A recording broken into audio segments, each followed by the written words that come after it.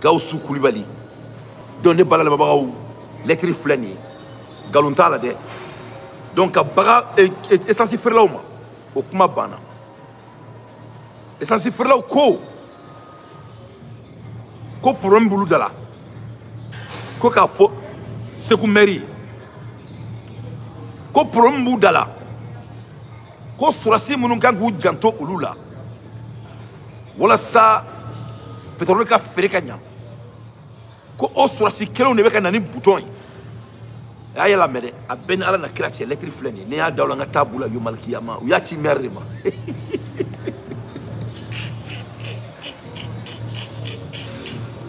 ala na kira mon pays a besoin de moi quoi ne se ka do mo se ka ara ma de se ka fagon to mais e ka c'est le niveau ma nya kala sisa nya be kala j'étais lu devant vos yeux nos forces d'ordre présentes dans les sessions pour maintenir l'ordre devient un obstacle majeur. Des désordres viennent de eux-mêmes. Et ni fani bagasun seliche.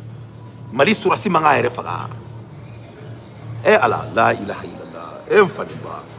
Anga fatata jamanayi. Rabbana atina fi dunya hasana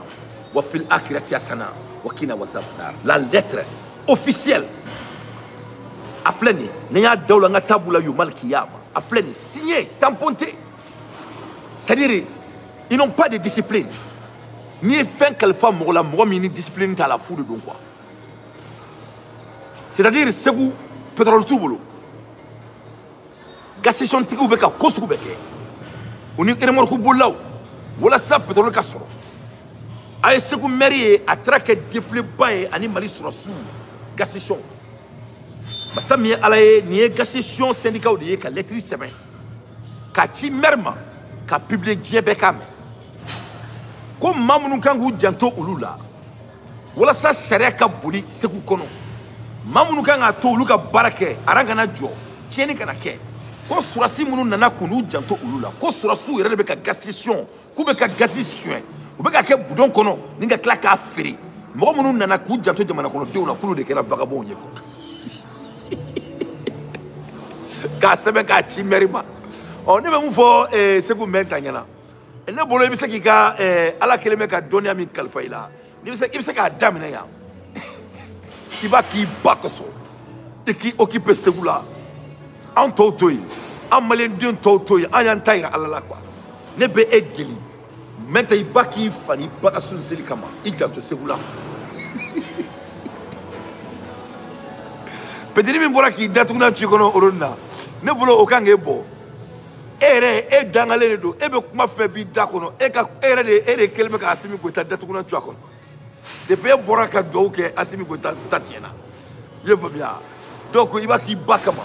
ibe barake ni Sékou mairie iba le demenina ko aka surasiu ale ko armée monte en puissance ko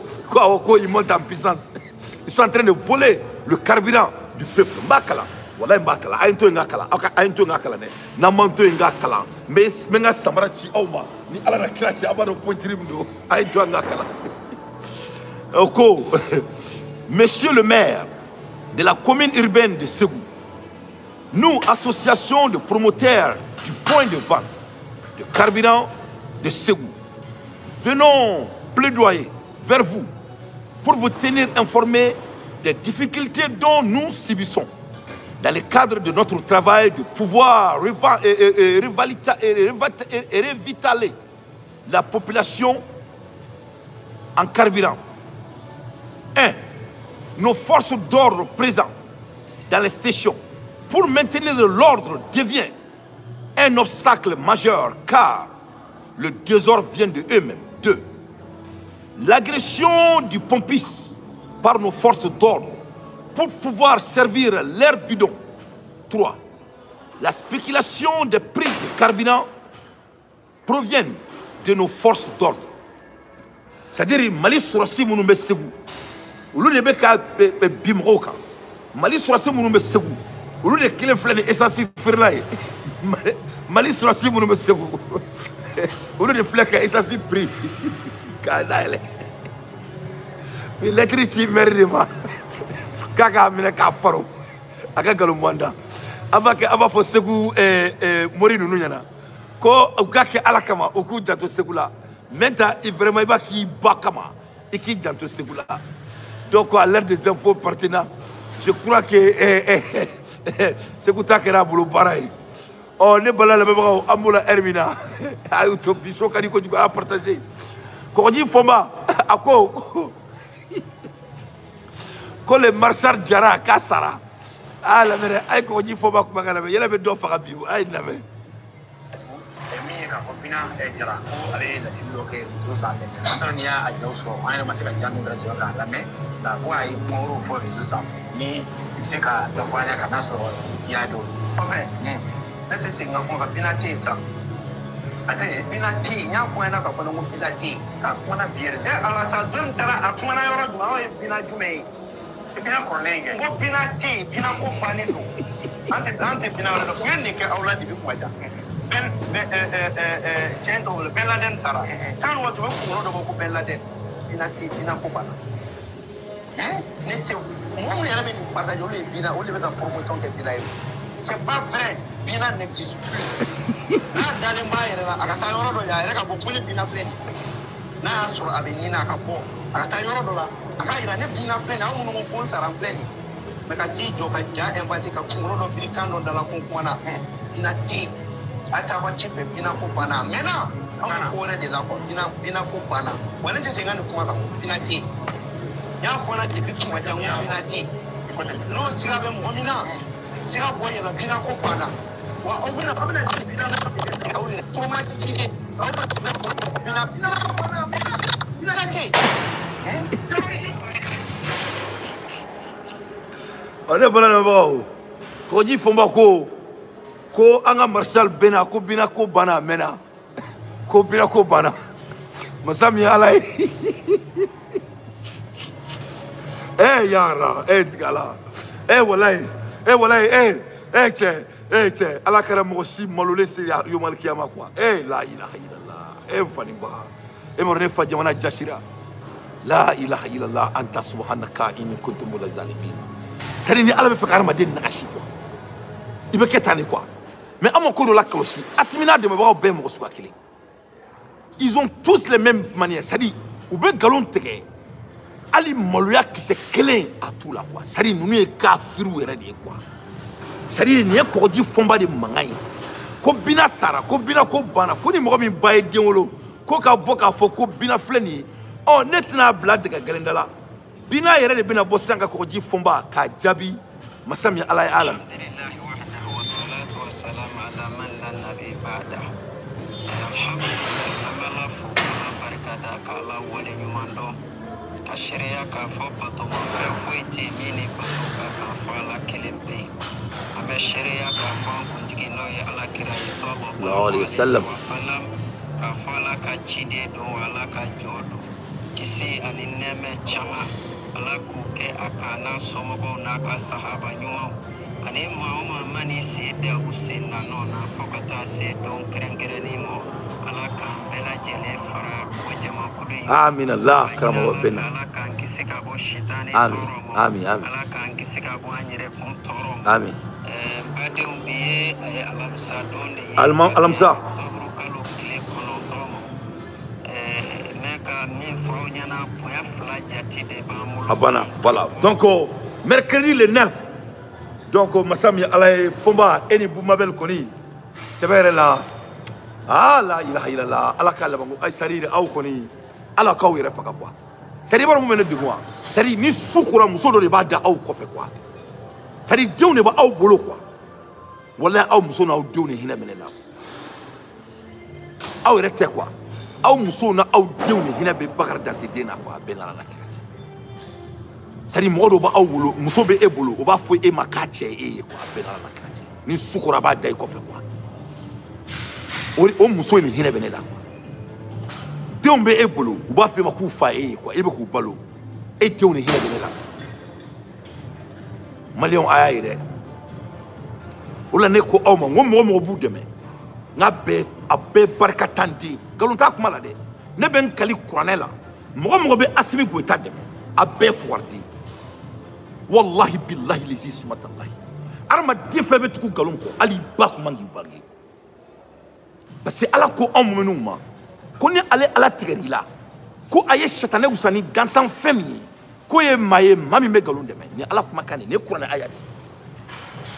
ko maa o maa bɛ nkalon dɛmɛ ko ale ala ye saitan a ye satane da ni tasuma de ye k'a ye tasuma wusa n'o dantan fɛn ye nin ye kuranɛ aya ye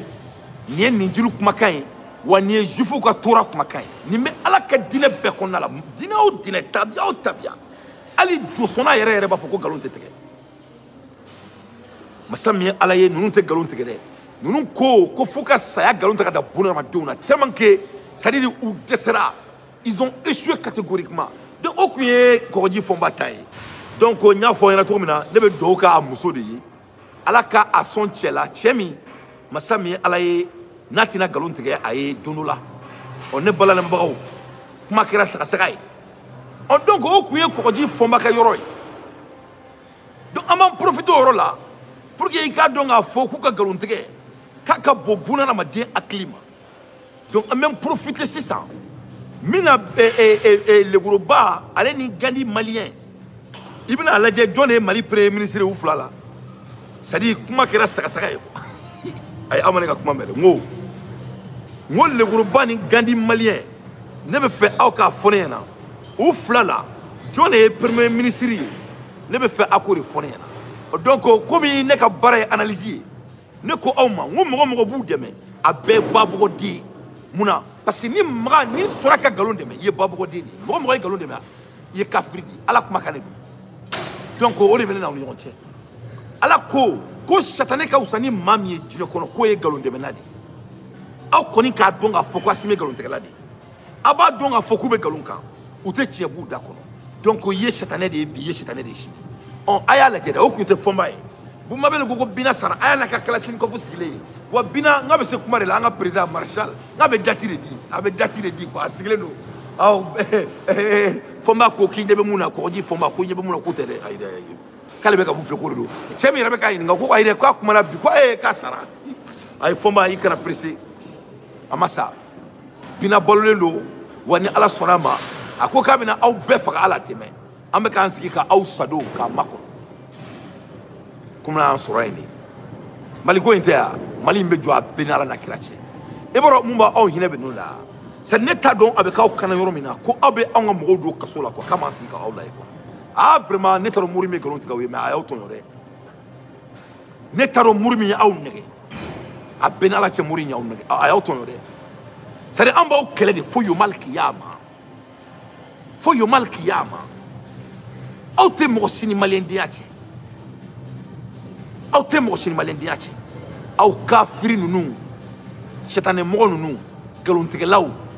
masa min ye ala ye e ma dɔn aw ta kɛra malobaliya dan ye malien bɛɛ tigɛra aw la hali sɛtanɛ ka wusa na aw ye masa min ye ala ye an b'o la ɛri min na an bɛna lajɛ legoruba ale ni gandi malien mɔgɔ min ye minisiri ye mali kɔnɔ an bɛna o de lajɛ masa min ye ala ye aw yɛrɛ k'a minɛ a k'a faro ne bala lamɛnbagaw Aya lajɛ a bɛ hakɛ to non je voulais pas jɔn ka nin ɲa i ka non c'est pas moi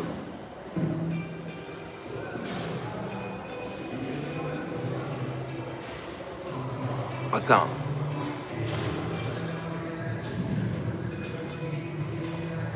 aw jɔ dɛ n bɛ fɛ ka ala alhamdulillah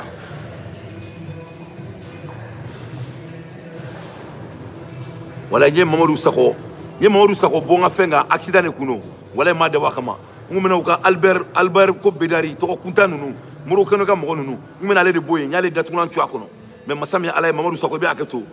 ma dawa kama parce que nega fena ni ye molbela ka fo chincho kimbita ka bonga pashika ayi non ne be ka ngo ala ni che YouTube ni che YouTube te Facebook re c'est YouTube ka ni ye molbela ka rambi katke abela la cha au batara de nunu ne bala le mabao ko entre gandi malien et comment dirais-je oni le groupe ko John est premier ministre on ayu makana mais amina leje mo comme premier ministre ala mais antike be kan simite kan proposé yibo kan bulu da ka foko solution ta c'est ce que vraiment on a une solution ni ka frère be pour que vraiment jamana to se ko ni to ko na aflana pas gagner commentaire chama do buguno ko amata silingata ana duranta te krefe duro la je crois que vraiment au fait international parce que la solution fait proposer là oui solution mais en les cas il est mahora c'est ça parce que quand on a la même rive la kafoko c'est là dans des ni puntira sempre je crois que était dit qu'on veut dire moi tout comme tout zamna tabu tout piona le monde kana shege na bna tabu mona kana tout vraiment ka quand on a content de France be ka fem bela jere fo islam abi mais ngo bara nyoya be France ni risuri nyogo tisra doka ama ye ka fuko France kaka ambassade ka datura risula so ko risula ka ambassade ka datura no France ote mais jebe ado ka fo gela ba be France ni risula nyogo che ni Alassane be ka carburant de awa anga carburant be bo Alassane ka port de la ina fo anga mina do bo Guinée port la do bo Sénégal port la olu be balo odela ni Alassane a donc a fo avec a nyine ka en faso ka d'Afrique maintenant ka intérêt mi anga jamana kun abo ko intérêt abo nyini o des géopolitique na fay OK ala kalamala di bes yako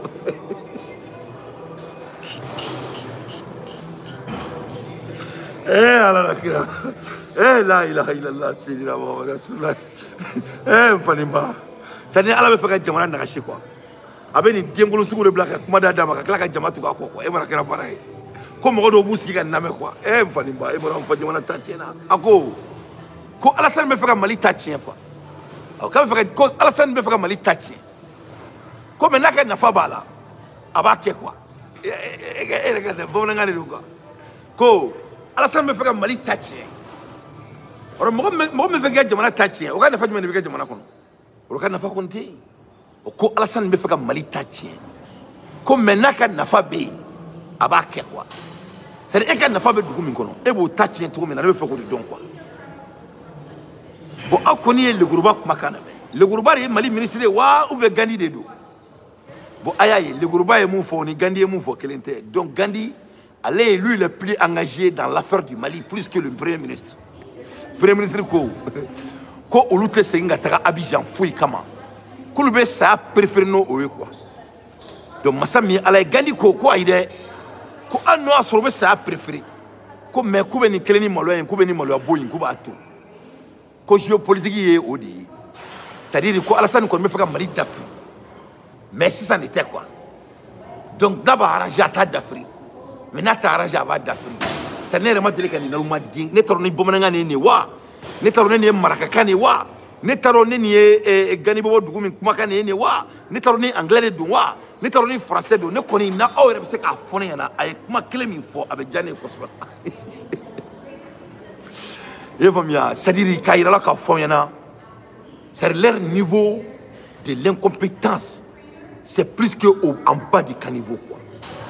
c'est-à-dire nous c'est-à-dire nous qu'on a la foi traoro tout là na ro tout là c'est-à-dire you fafoku bafo you a befoka ba kuma erete ntuguru biseka mufo quoi ces gens-là ils ont échoué lamentablement ou te moloya ou te tachi c'est tout no famoye ou tout dans la cantine c'est-à-dire c'est des vrais ignorants mais arama dindo be Mali là ou lu sika ni na me quoi morone ni amado ka anfa jamana e ame do ke mune na o ma keleke Mali no fa me keleke président be boka galonte ka e brigida ka foka e panu le soleil binale ka kila ka boka galonte ka da merula segu mer be boka ta galonte ka da segu kaula ibe kila ka segu essence furo ka boko surasu yere be ka bi jamana kono dinka ka jamana député la je ka ti sigi jamana kono ka galon blentike ka jamana ministre la ka galon blentike ou ka porte-parole no e Gandhi malien o re ko masami ala ku e fo kunu kanga tiko bela kabe ka mufo bula na ko de do la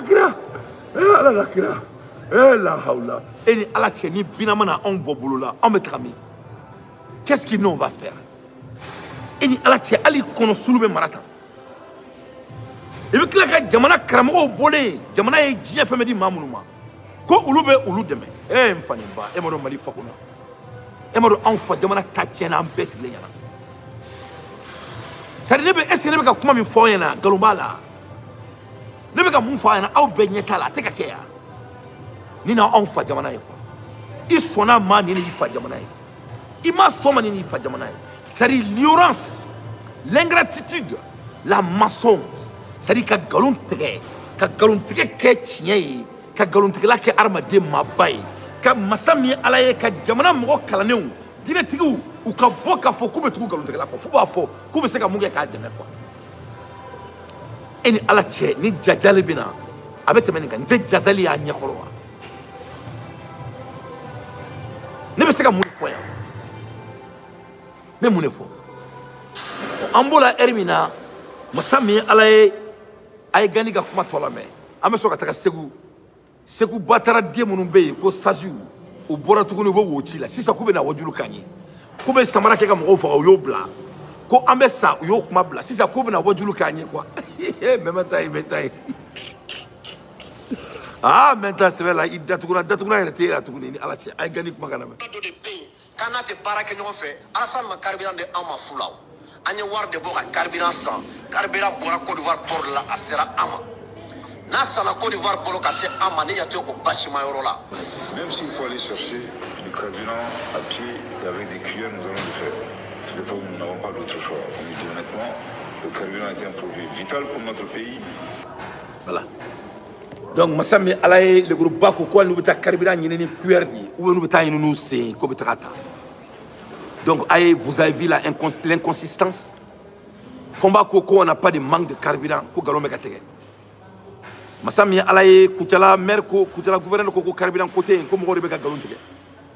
Segukaw ko sɔrɔsiw de bɛ ka carburant manque créer jamana kɔnɔ. Masa min Ala ye le groupe Bako k'u tɛ taga Abidjan teli diɲɛ foyi la. Ɔ Gandi ko tɛ kojugu ye. Ko masa min Ala ye ko Alassane kɔni bɛ fɛ ka Mali dafiri. Mais o bɛɛ la k'a bɛ essence feere an ma kɔni ko ka tila ka essence don ko bien vrai k'a bɛ fɛ ka Mali dafiri. Mɔgɔ min bɛ fɛ ka jamana dafiri n'a ban ka essence d'i ma o t'i salen ka ban wa. Donc Maliyɛnw aw yɛrɛ k'a lajɛ dɛ a ko kɛra baara ye dɛ an k'a di Ala ma nin bɛɛ bɛ bɔ a la a tɔ bɛ to ya Rabu ya Allah Ala ka tiɲɛ bange fo n'o y'a sɔrɔ Mali mago t'a den ɲumanw na nin denkolon ye tiɲɛ sɛbɛ la sɔrɔsi ninnu ye denkolonw ye dɛ denkolonw tɛ tɛmɛ u kan bɛɛ ni kuranɛ cɛ ne bala lamɛnbagaw yani an ka se yen fɔlɔ minnu sɔn dɔ yira aw la nin yɔrɔ in bɛna aw datugunan to aw kɔnɔ a k'a dɔn k'a fɔ de quel niveau ces militaires sont prêts d'aller sonkolo min b'u la u tɛ ban foyi ma ninnu ye jamana in tiɲɛ bandiw de don aw kɔni ye Segu lɛtiri ye ne m'a sɛbɛn masa min ye Ala ye mais plus grave a ye Mali sɔrɔsiw tiɲɛni nɔ lajɛ Mali kɔnɔ a y'a lamɛn dɛ. C'est ça, là, vous étiez tellement concentrés sur eux que vous ne voyez pas venir les vrais islamistes. Non. C'est ça qui est la vérité. Donc, comme je disais, l'armée malienne, témoin de la scène, parce que quand les islamistes ont attaqué le bateau là, l'armée malienne a eu l'info. Dès qu'elle a eu l'info, elle a choisi une stratégie macabre. Au lieu d'envoyer des commandos pour neutraliser ces assaillants-là, l'armée malienne a tiré des roquettes sur le bateau directement, sachant qu'il y avait des civils, leurs collègues militaires et aussi des islamistes. Elle a tiré des roquettes visant à tout détruire pour se débarrasser de ces islamistes. Sauf qu'elle savait aussi qu'il y avait des bateaux, puisque c'était des bateaux qui étaient utilisés pour les relèves des militaires. C'était un bateau civil, mais en même temps aussi qui était utilisé pour les relèves des militaires qui quittaient Kouloukourou pour aller à Tombouctou. Tout simplement. Donc l'armée malienne était très au courant, elle était consciente du fait qu'il y avait des militaires et des civils, près de 300 personnes. Mais elle a quand même choisi de tirer des roquettes sur le bateau visant à tout détruire pour se débarrasser des islamistes. Et donc ils ont anéanti sans distinction islamistes, civils et militaires. Un vrai carnage. Ensuite, ils ont retourné l'horreur contre leur propre peuple en disant, en gros, parce que les Tomboxiens en général, ils peuvent voir les islamistes, mais ils ne les signalent pas à l'armée.